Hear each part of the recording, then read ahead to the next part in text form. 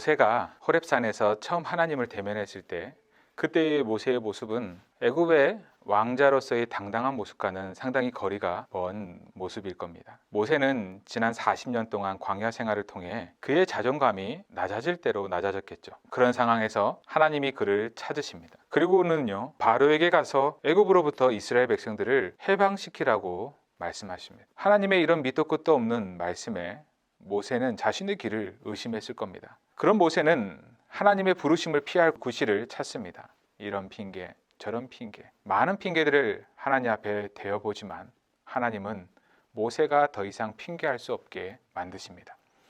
그래서 결국 마지막으로 그가 본래 말 재주가 없는 사람이라고 말을 합니다. 그러자 하나님은 모세에게 누가 사람의 입을 지었느냐고 물으시면서 창조주인 자신이 하나님께서 직접 할 말을 가르쳐 주시겠다라고 말합니다. 할 말을 잃은 모세는 더 이상 물러설 곳이 없음을 깨닫습니다. 꼼짝달싹할 수 없을 정도로 궁지에 몰린 것이죠. 그러자 모세가 본심을 드러냅니다. 주님, 제발 보낼 만한 사람을 보내시기 바랍니다. 아무리 생각해도 자신은 도저히 안 되겠다라는 뜻이겠죠. 모세의 말에 하나님은 크게 노하십니다. 그러면서 말을 잘하는 그의 형 아론을 그에게 붙여주시겠다고 말씀하시죠. 그런 다음 지팡이를 들고 가라고 하시며 그의 덩을 떠밉니다. 그가 너를 대신하여 백성에게 말할 것이고 그는 너의 말을 대신 전달할 것이다.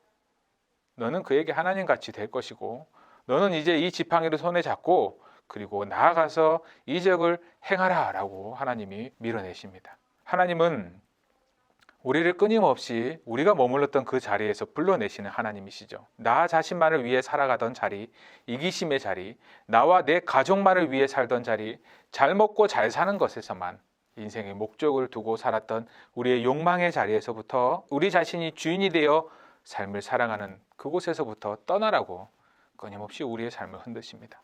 그런데 우리는 이런저런 핑계를 대면서 하나님의 부르심을 외면하고 있지는 않습니까?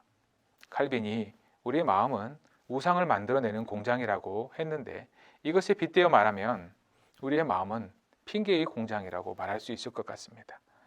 이기심에 결박된 존재로서 하나님으로부터 벗어나기 위해 몸부림치는 모습이 이러한 모습 아니겠습니까? 그런데 오늘 모세와 하나님의 대화 속에서 우리는 희망을 발견합니다. 모세의 거듭된 핑계와 회피에 하나님의 반응을 보시기 바랍니다.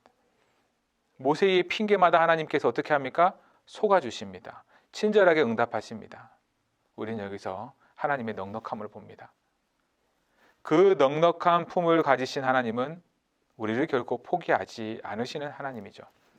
모세가 자신은 안 되겠다라고 했을 때 하나님이 크게 노하시며 그의 등을 떠미시는 것처럼 하나님은 끝내 우리를 하나님이 원하시는 그곳까지 이끌어 가시는 거죠. 다만 시간의 문제입니다. 우리 안에서 하나님께서 이렇게 일을 하고 계시고 하나님은 하나님의 기쁘신 뜻을 위하여 우리에게 소원을 두고 직접 행하시는 분이십니다. 그러므로 믿음으로 살기를 힘쓰는 사람이라면 끊임없이 하나님의 부르심 그리고 우리의 이기적인 욕심 그 사이에서 갈등을 할 수밖에 없는 거죠. 가끔 그러는 것이 아니라 우리는 매일매일 삶 속에서 그러한 내적인 갈등을 겪습니다. 이러한 갈등 속에서 우리는 하나님의 이끌어 가심을 믿고 더욱더 하나님을 신뢰하며 나아가야 합니다. 나를 사랑하셔서 나를 위하여 우리 자신의 몸을 내어주신 하나님의 아들, 그 십자가에 달리신 예수 그리스도는 우리가 이 믿음을 붙들고 살아가야 할 이유 아니겠습니까? 내가 그리스도와 함께 십자가에 못 박혔나니 그런즉 이제는 내가 사는 것이 아니요 오직 내 안에 그리스도께서 사시는 것이라.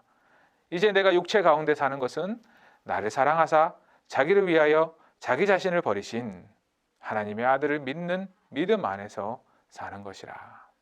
하나님의 품 안에서 하나님의 뜻에 따라 우리의 마음이 삶이 조율되기를 바랍니다.